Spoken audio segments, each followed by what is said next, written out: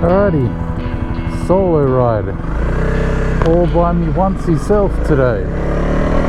Now you might wonder why I'm going around these. It's a popular four-wheel driving area and they tend to rut those out. And we've made the mistake before on previous rides. And David has ended up down to his seat. So, being that I'm by myself, getting stuck in a hole half as deep as I am, it's not the aim of the game today. It's like a lake out here today.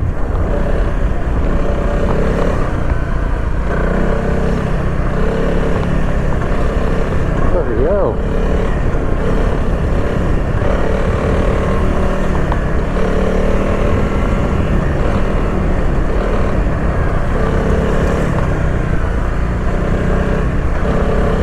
Luckily I can just thread through on the little 300L.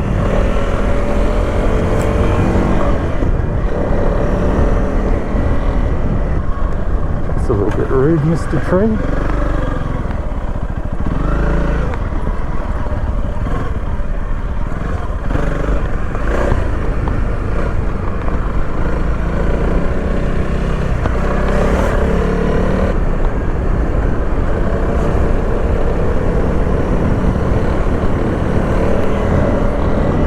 Also learnt on these dark patches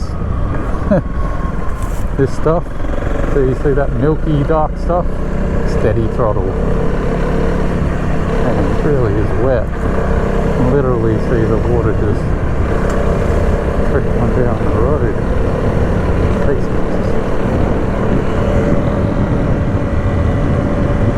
G'day guys, Chronicles of Solid here and welcome back to another off-road adventure. This makes it Dirt Diary number 5. This is the series on the 300L. It's been far too long since I've gotten off-road and it was an absolutely magnificent day. The new suspension was absolutely magic, and don't worry, part 3 of the suspension saga will be coming out. It's the next video on my list. I've already started working on it, so it's coming soon. It's been a while since I've been off-road. Unfortunately, I've just had a few of life's challenges come at me and I haven't been able to get out as much as I would like, but I finally did and I absolutely loved it. As always, grab yourself a cup of tea or a cup of coffee, or maybe something even stronger if it's been that kind of week, and sit back and relax and enjoy the ride.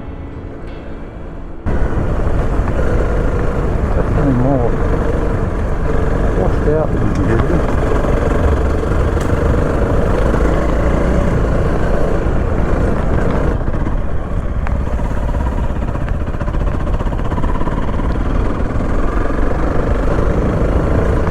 Something I couldn't do on the 250, the WR or Dave CRF 250L, was just be lazy with the gear changing a bit.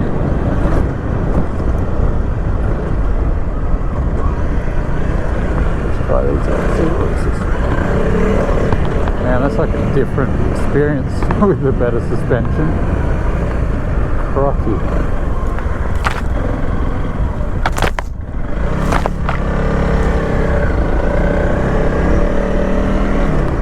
I'm not sure I can call those puddles anymore. Bloody legs. Yeah, but as I was saying, I can be lazy with the gear changes because it's got a bit more torque. Straight, I think. Because it's got a bit more torque, you can kind of get away with a bigger meat. That is muddy.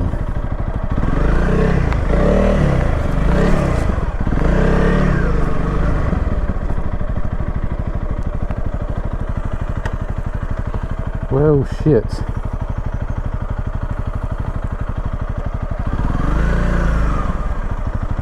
there we go.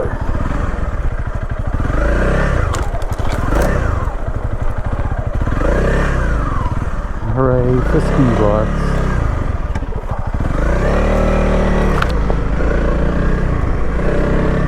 Well, that was the lake I was worried about.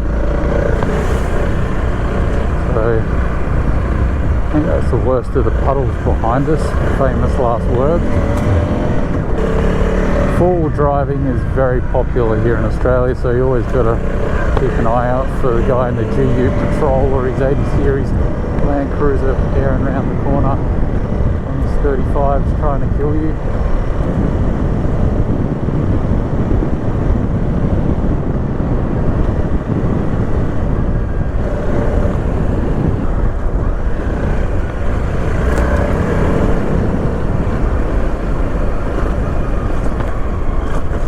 Third gear, straight through, no worries.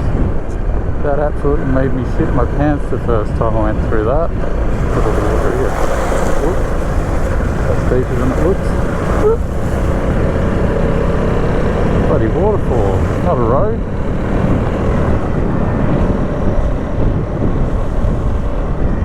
Now there's two ways out of this place. There's the easy way, and then there's a fairly gnarly hill that I've come off on a few times, so I am going to take a knee with that one and take the easy way out, because that hill, once you drop your bike, I mean even with the lightest bikes, it's a bloody struggle. So that's not too deep. A little bit of single track fun through here if I remember, so that's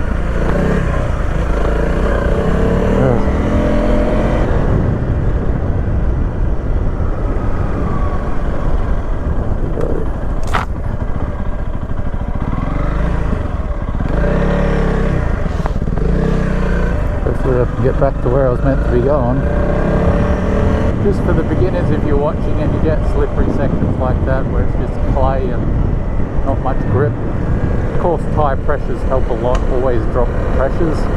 I generally run on this kind of terrain between 20 and 15 psi, usually towards the 15 psi, but it's really up to the rider. The second thing is, if you're getting in slippery stuff, get your butt out of the seat. You want to get the weight down low, close to the wheels. That'll help you maintain traction. Yeah, definitely more grip.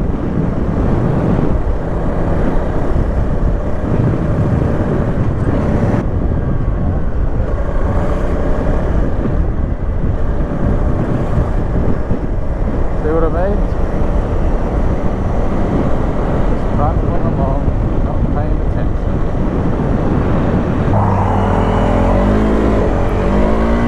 Oh hey, look at that, 300L lifts the front wheel.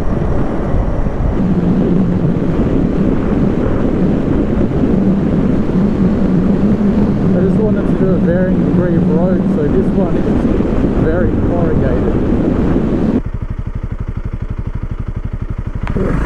Not a trail bike. Road registered dual sport, so should be okay. Again, just took off in third gear there, so just by accident. Really.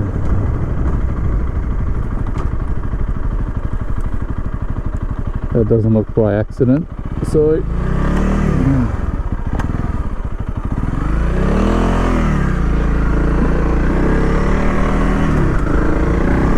you might be wondering why I'm so sheepish to go down those tracks that have the water catchment prohibited thing. It's a very vague as to where you can and can't go and whether this is a gazetted road or not. And they'll often put hidden cameras. I know they do because I've got caught by one once. And they'll give you a hefty fine. So they don't mess around, so I don't exactly want to anger the water gods.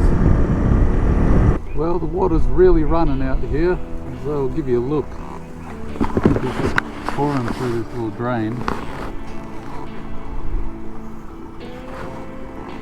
Absolutely no one out here though. Let's get back out on the bike. Find a spot for morning tea.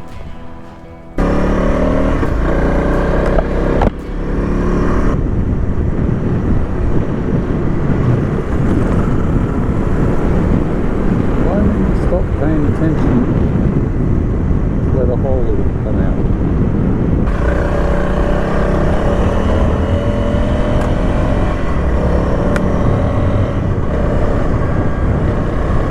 Yeah, even in the corners it feels more planted and grippy. I'm not sure if it's because I'm in a good mood today. Any day on the dirt is good, but I'm definitely noticing there's more grip. I don't feel like I'm imagining it. And I've been riding long enough to know that that is one of the benefits of well set up suspension. Here's an offshoot. Let's go see where this takes us. Fucking great idea, Solid. Through loggy hell is where it takes us. Second gear. Not to worry.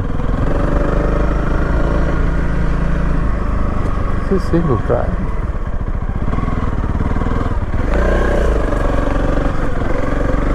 Let's just go along a little bit and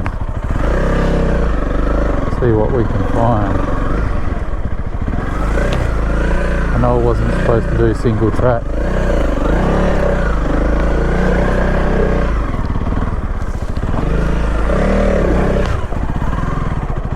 Well, gang, if you're watching this, Dave, I found some more single track, so we can give that a crack next time. Let's get off the bike and have a chat.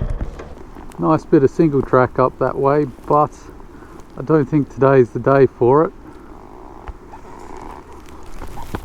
I want to keep things pretty safe today, and I'll tell you why in a bit. Alrighty guys, like any decent son of an Englishman, I've got myself a cup of tea. I've really struggled to get out off-road lately. One of those reasons is, I'm not sure if you can see here, sorry if it looks disgusting still. As you can see, there's a scar there. I had 13 stitches in my face until recently. I just had them out at the beginning of this week actually, so I was supposed to be taking it easy, whoops. I got skin cancer, obviously not great. I caught it really early though, so don't worry too much for me. I don't think it's gonna spread or anything. They got it really early, they got everything all good on that front, no more cancer for Solid, but it was a big stress and it ate up a good month or two of my life with recovery and finding out. It was a bit of a scare. Second update, I don't know, I'll just drop this out like a dead fish, I guess. My wife's pregnant. It was an accident, we weren't planning it. We're both terrified, stressed, but underneath all that terror and stress, there's a little nugget of excitement. We're kind of looking forward to it. It is a life-changing piece of news. I really am trying to process it still. It doesn't make sense. It's just crazy. I don't have words. It takes my words away. Just mind-blowing is the only thing I can put it down to. Excited for the changes and also terrified. So Solid's gonna be a dad's. Cheers guys, big news, crazy news, but man. Yeah. Life's little surprises, I guess. I found out I had skin cancer and my wife was pregnant in the same bloody week. So this is why you need days like today. It's actually been a really nice day for it. It's been raining and storms lately. That was a big motivation for today. There really hasn't been that many sunny days because we're in the middle of winter, so didn't want to waste this one.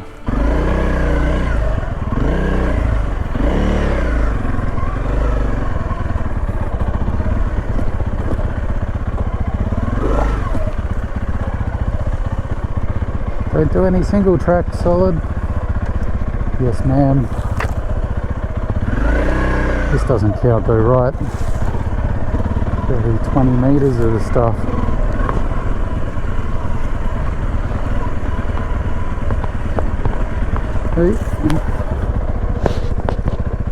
Let's go down this way. Because I have a feeling with single track it often pops out on a road like that. Excuse me, logs. And then it will start on the other side, so hey, just there. Let's mark that spot too, so that I can come back and have some fun with the guys on the single track, because At least that little bit didn't look too hectic. If you don't do things in life that really push you and that are difficult, my belief is you really won't grow as a person or grow in the facet that you want to. So if you don't push yourself sometimes on the bike, you won't grow. And everyone has different limits, so that looks different for different people. I'm not saying that everyone needs to go and enter into an enduro race or anything, but sometimes doing things that are difficult builds character. Wake up solid. That was deeper than it looked. Foul. One of the sucky things of not being a short rider is you cop all the branches to the bloody face.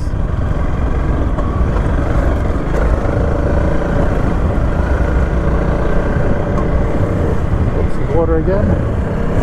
Alright, I think we've reached the point where it's bum out of seat again today. That's a lot of bloody water.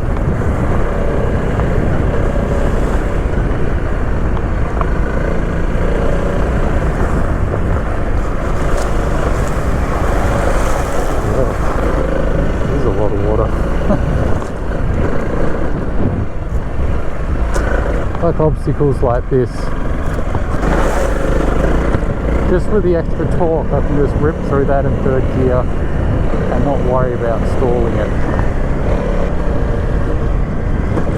Not everyone's cup of tea, this bike, but it's someone's shot of whiskey and I like whiskey, so I'm loving this little machine. There's something else I wanted to point out, like the other videos I do, like the recent video I did on the 500 EXC, how I think it would be great if they did a version that was more tool sport orientated.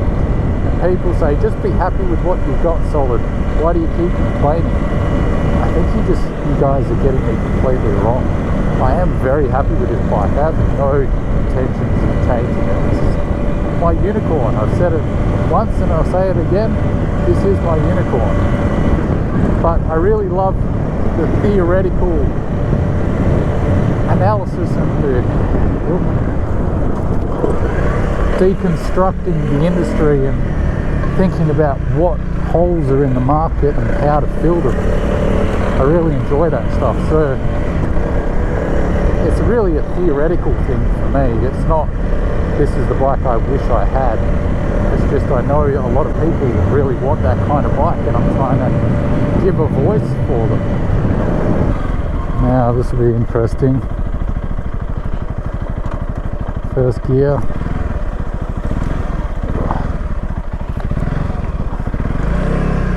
Previous tracks. Whoa, that's slippery.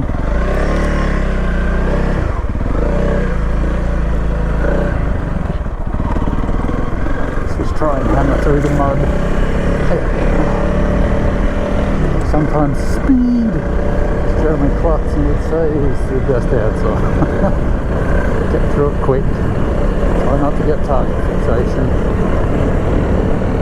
Oh yeah, on those big bumps, that front end is just fantastic.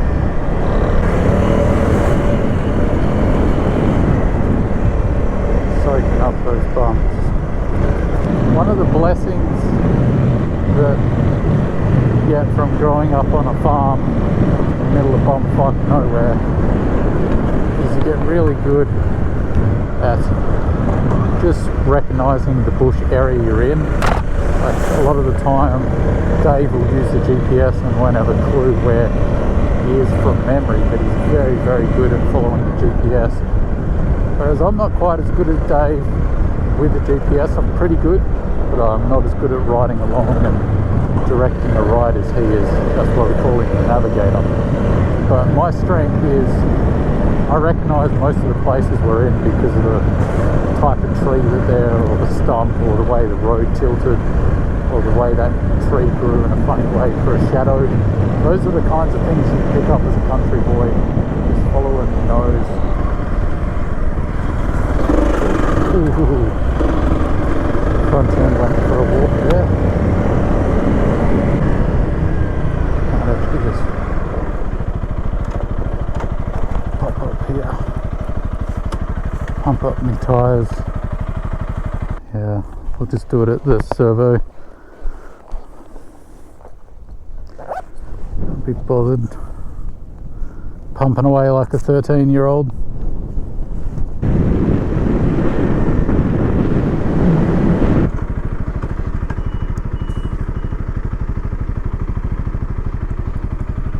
Cheers.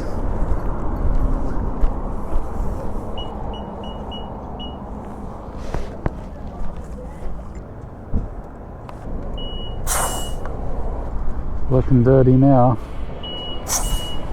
If you made it this far, thanks for watching, guys. This is for the OG viewers who have followed me forever and ever and loved this format. This is one of my favorite type of videos to edit. But until next time, don't forget to stay shiny side up, and I'll see you in the next one.